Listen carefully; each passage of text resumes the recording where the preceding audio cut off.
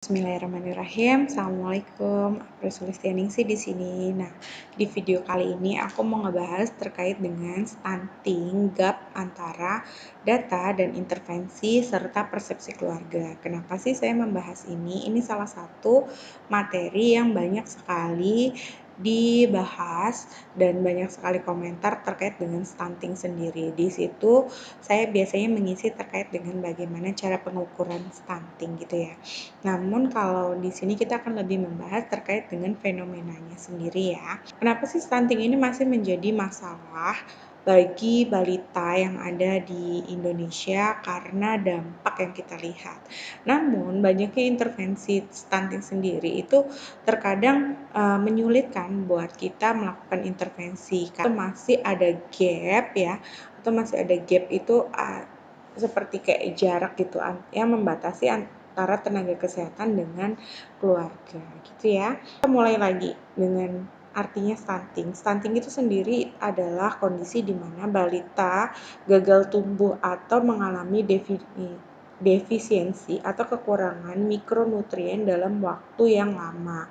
Nah, masalah terbesarnya itu adalah pada 1000 hari pertama kehidupan. Nah, perbedaan dari stunting itu sendiri tidak terlalu besar dibandingkan dengan anak-anak pada umumnya normalnya. Orang melihatnya kita akan kesulitan ya membedakan anak yang stunting dan tidak kalau tidak bertanya dengan umurnya. Nah, stunting itu sendiri kalau kita lihat di antara batasan sini, ini ibaratkan batasan antara normal dan stunting ya. Anak yang normal itu kalau dari pengukuran berat tinggi badan menurut umur ini harus mengikuti kurva normal. Di sini ada batas median nolnya. Namun median 0 ini bisa meningkat lagi untuk anak yang menjadi lebih tinggi atau berkurang untuk lebih pendek, tapi tidak melebihi batas yang warna merah ini, 2 standar deviasi atau minus 2 standar deviasi. Ini adalah anak-anak yang normal. Namun untuk stunting sendiri itu batasannya di bawah minus 2 standar deviasi. Jadi dia kalau anak yang normal, di sini anak umur ya, untuk anak umur 5 tahun ya, itu batasan normalnya itu adalah 110 untuk normal dan bisa dikategorikan tinggi di atas 120, masih bisa juga di 105.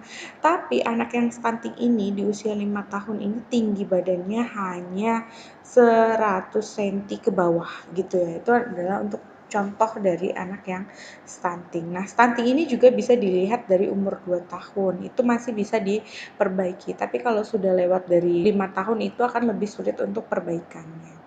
Lihat, bahkan jarak antara anak yang stunting dan tidak stunting ini normalnya hanya 10 cm, hanya 10 cm ini saja.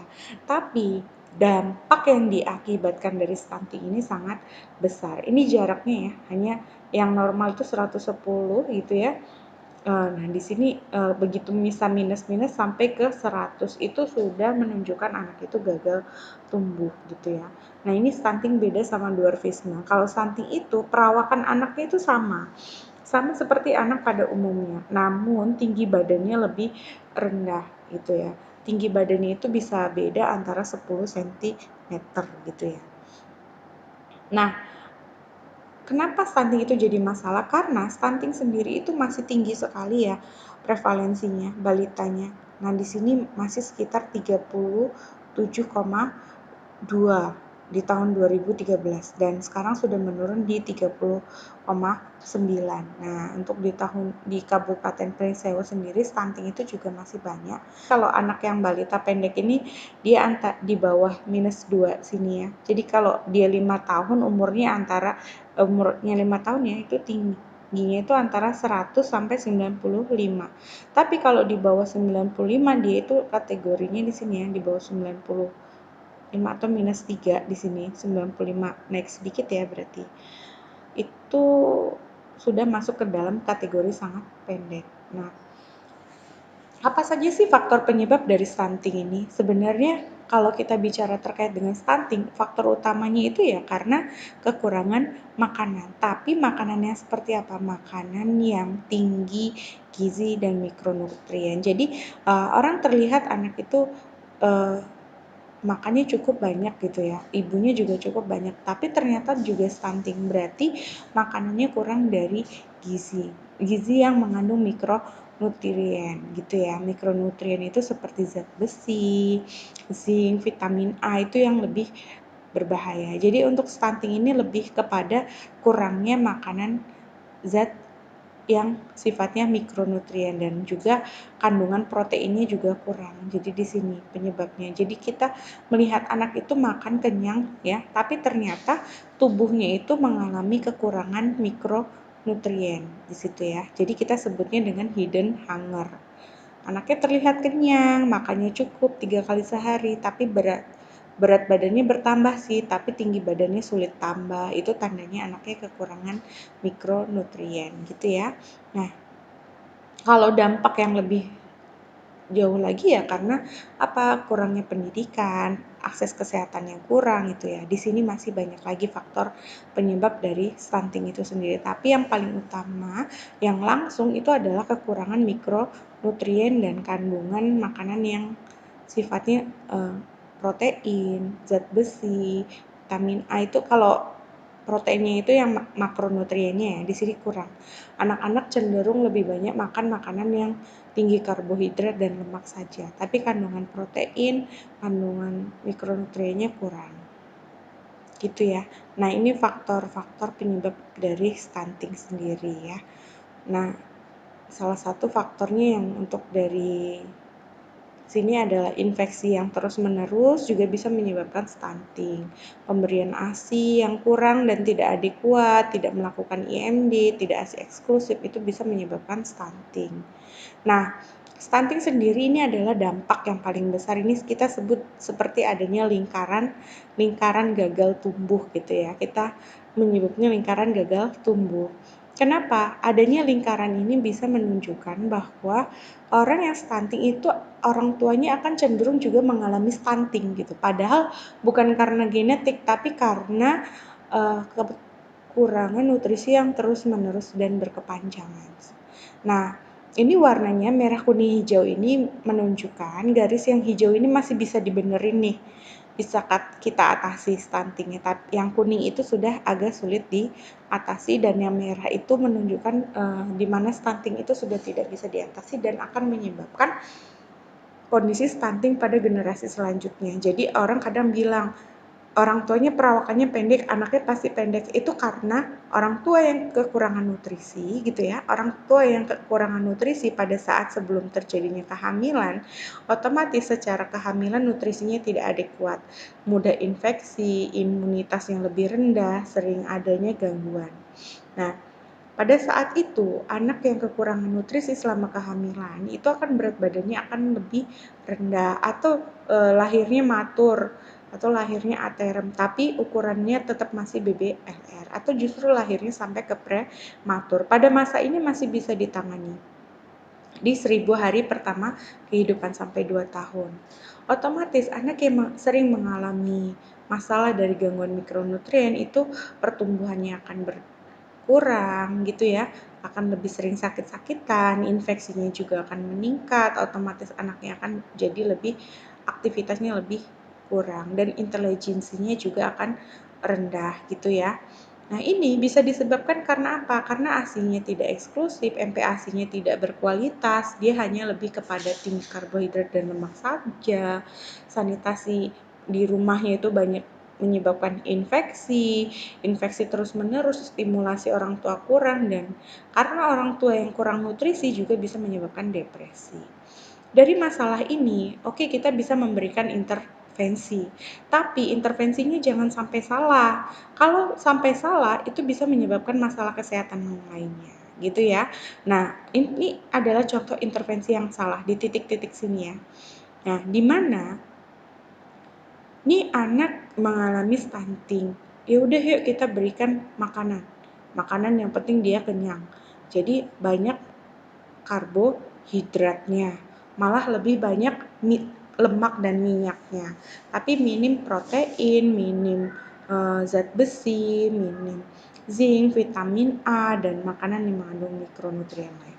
Akibatnya apa? Si anak itu akan menjadi lebih gemuk, tapi peningkatan berat badannya itu lebih tinggi ya. Nah, tapi masalahnya adalah peningkatan tinggi badannya masih stuck. Nah, jadi udah stunting dia akan mengalami overweight. Nah, inilah sulitnya mengalami stunting. Nah, akibatnya orang dewasa akan tumbuh menjadi yang pendek dan gemuk. Resikonya apa? Hipertensi, diabetes. Sementara apabila stunting tidak ditangani dengan makanan yang tidak adekuat, rendah nutrisi, infeksi terus-menerus, otomatis performanya sekolah akan kurang, waktu sekolah akan kurang, pubertas gimana? Staminanya rendah, IQ-nya kurang, otomatis itu akan menyebabkan penghasilan juga akan lebih rendah. Nah, penghasilan yang lebih rendah akan menyebabkan asupan nutrisi lebih kurang pada saat konsepsi. Ya, begitu terus ya. Jadi cara penanganannya juga harus benar dan tepat di warna hijau ini yang masih bisa ditangani. Gimana penanganannya? Asupannya cukup, mikronutriennya yang tinggi. Jadi maksudnya apa? Asupannya cukup, cukup lemaknya, cukup karbohidrat, cukup protein. Nah, tapi sumber-sumber seperti protein hewani, nutrisi sayuran itu tidak boleh dihilangkan dari sini. Kondisi stunting itu bisa menyebabkan gangguan yang lebih besar. Contohnya pada tahap ini akan menyebabkan gangguan susah berpikirnya. Itu kenapa? Karena memang nutrisinya galau dari kecil itu, dari lahir itu dapat nutrisinya sedikit sekali. Ototnya akan kurang, anemia, lingkungan lalu sering adanya infeksi, orangnya kurus atau justru akan menyebabkan hipertensi. Lalu dampak jangka panjangnya apa? Justru bisa menyebabkan seperti diabetes mellitus, gangguan autoimun, hipertensi. Bagaimana bisa orang stunting malah terjadi obesitas? Yaitu karena pada masa stunting itu anak diberikan intervensi yang kurang tepat gitu ya. Sehingga lebih banyak karbohidrat dan lemak. Yang meningkat adalah berat badannya, sedangkan tingginya kurang. Sementara tinggi itu dipengaruhi apa? Asupan mikronutrien, kalsium, semua itu yang dipengaruhi. Ya. Nah, sementara kita tenaga kesehatan tuh gembar-gembor. Stunting tuh bahaya, stunting tuh bahaya. Nah, data dari penelitian sebelumnya mengatakan bahwa 67,1 responden, di mana anak yang mengalami gejala stunting pada orang tuanya, 67% itu orang tua tidak sadar bahwa anak itu mengalami stunting. Ya cuma pahamnya ya cuma pendek itu nggak ngerti gitu. Mereka ngertinya hanya cebol. Dia kurang paham mengenai kata anak yang pertumbuhannya pendek gitu ya. Nah, dan masih ada persepsi orang tua bahwa tinggi anak itu dari keturunan, bukan dari nutrisi. Jadi kalau orang tuanya pendek, ya anaknya pendek wajar. Padahal orang tua pendek karena mikronutrien. Anak itu bisa diobati nutrisinya nanti dari sejak kehamilan sehingga anaknya nggak perlu pendek lagi gitu ya. Nah, bahkan ada anak di sosial sana ya, anak yang pendek itu kadang terlihat pintar gitu ya. Ngelihat anak kecil, kenapa? Karena anak yang pendek itu tubuhnya kurus, lalu aktivitasnya itu dia lebih kecil gitu kan. Jadi kelihatan lebih imut, terus aktivitasnya itu lebih banyak gitu. Nah, itu anak itu pendek, bahkan ada yang bilang pintar gitu. Ini ada contoh-contoh dari penelitian sebelumnya yang mengatakan ya anak saya mah pendek gitu ya karena orang tuanya pendek, itu yang menganggap keturunan gitu ya. Nah, atau justru ya karena memang dari lahir itu kecil makanya kayak gitu. Nah, atau ya karena asupan makanannya kurang gitu ya. Atau anak itu kadang stunting disebabkan karena anak GTM, nggak mau makan, susah makannya gitu ya. Yaitu karena faktor penyebab stunting menurut ibu. Nah, ini ada intervensi. Masalah gap yang terjadi. Pemerintah itu gembar-gembor ayo cegah stunting. Sementara masyarakat di sini nggak apa-apa pendek yang penting sehat, nggak apa-apa kecil mungil yang penting sehat. Nah, masyarakat menganggap stunting ini masih pendek. Inilah tugas kita sebagai tenaga kesehatan untuk menjelaskan bahwa stunting ini masih perlu adanya masalah. Stunting ini perlu banget untuk menyelesaikan ya, diselesaikan dengan baik gitu ya, sehingga tidak ada masalah di dalamnya gitu. Oke, nah di sini juga kita harus mengasih tahu bahwa masyarakat nggak ada yang namanya pendek tapi sehat. Anak yang pendek itu mengalami gangguan mikronutrien secara berkepanjangan dan itu bisa menyebabkan di masa depannya. Kasihan kan, anak ingin punya cita-cita yang mendukung, minimal tinggi badan sekian, tapi tidak bisa terpenuhi karena nutrisi yang kurang pada masa 1000 hari pertama kehidupannya. Nah, makanya penata laksanaan stunting itu ditangani. Pertama, ASI eksklusif ya, promosi menyusui. Mulai dari praktis dari inisiasi menyusui dini, terus keberhasilan ASI eksklusif, suplementasi vitamin A, pencegahan diare melalui perbaikan sanitasi, lingkungannya yang bersih, pemberian makanan yang banyak mengandung zinc, makanan pendamping ASI yang bagus gitu ya. Kita harus menjelaskan makanan itu harus balance antara protein, lemak, dan karbohidrat. Jadi jangan dibanyakin hanya di karbohidrat juga. Ini juga harus diintervensi untuk pencegahan pada saat kehamilan itu adanya masalah gangguan mikronutrien. Ibu hamil harus minum tablet besi gitu ya. Oleh sebab itu bidan dan tenaga kesehatan lainnya itu mengalami beban ganda untuk mengatasi masalah. Kenapa? Masalah nutrisi stunting dan gizi kurang itu belum selesai. Nah, masalah double burden sudah keluar. Di mana kasus stunting 30,8%